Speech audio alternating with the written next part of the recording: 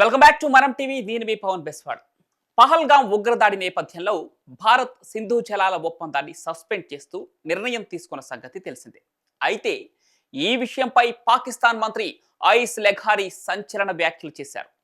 సింధు నది జలాల్లో ప్రతి నీటి చుక్క పాకిస్తాన్దేనంటూ వ్యాఖ్యానించారు. అయితే సింధు నది జలాల ఒప్పందం అమలును నిలిపివేస్తూ ఈ భారత్ తీసుకున్న నిర్ణయం పిరికి పంద చట్ట విరుద్ధమైన చర్య అని కొట్టిపారేస్తున్నారు.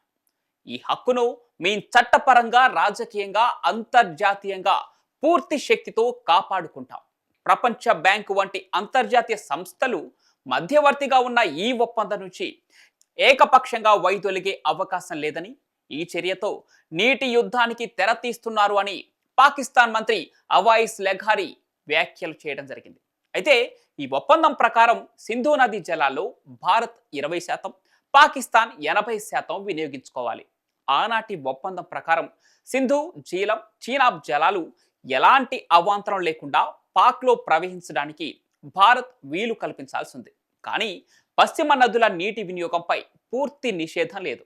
అయితే మౌలిక పరిస్థితుల్లో వచ్చిన మార్పుల ఆధారంగా నదీ జల పంపకం ఒప్పందాల్ని రద్దు చేసుకోవచ్చు అని అంతర్జాతీయ ఒప్పందాలకు సంబంధించిన వియన్నా ఒడంబడికలోని 62వ అధికరణం పేర్కొంటోంది. కానీ పాక్ దుశ్చర్యలకు బుద్ధి చెప్పాలంటే కఠిన నిర్ణయాలు తప్పవని కేంద్రం భావిస్తున్నట్లు తెలుస్తోంది.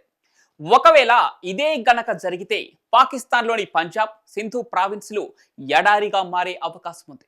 ఎందుకంటే పాకిస్తాన్లోని వ్యవసాయ భూముల్లో 80% భూములకు సింధు జలాలే కీలక ఆధారం. ఈ రెండు ప్రావిన్స్లలో వ్యవసాయ రంగానికి సింధు నది జలాల నుంచి 93% సాగునీళ్లు అందుతున్నాయి. పాక్ గ్రామీణ జనాభాలో దాదాపు 61% మంది, అంటే 23.7 కోట్ల మంది ఇండస్ బేసిన్లోనే నివాసం ఉంటున్నారు. ఇక కరాచీ, లాహోర్, ముల్తాన్ వంటి ప్రధాన నగరాలకు సింధు నది వ్యవస్థ నుంచే తాగునీరు సరఫరా అవుతోంది. అంతేకాకుండా తర్పిలా, మంగ్లా వంటి హైడ్రో పవర్ ప్లాంట్లు కూడా పాక్కు కరెంటు సప్లైలో కీలక పాత్రను పోషిస్తున్నాయి. ఇండస్ బేసిన్లో పండే గోధుమలు, వడ్లు, చెరకు, పత్తి వంటి పంటల ద్వారా ఇండస్ బేసిన్ ప్రాంతం నుంచే పాకిస్తాన్ జీడిపికి 25% వాటా సమకూరుతోంది. అందుకే ఇండస్, జీలం, చీనాబ్ నదుల నుంచి నీటి ప్రవాహాలు తగ్గిపోతే పాకిస్తాన్లోని ఇండస్ బేసిన్ అంతా తీవ్రమైన నీటి కరువు ఏర్పడుతోంది. ఇక వ్యవసాయం సంక్షోభంలో పడుతోంది.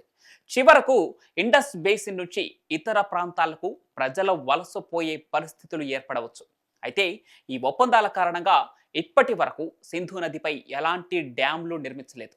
ఇప్పటికిప్పుడు నిర్మించి భారత్ ఆపగలదా అన్న సందేహాలు వ్యక్తమవుతున్నాయి.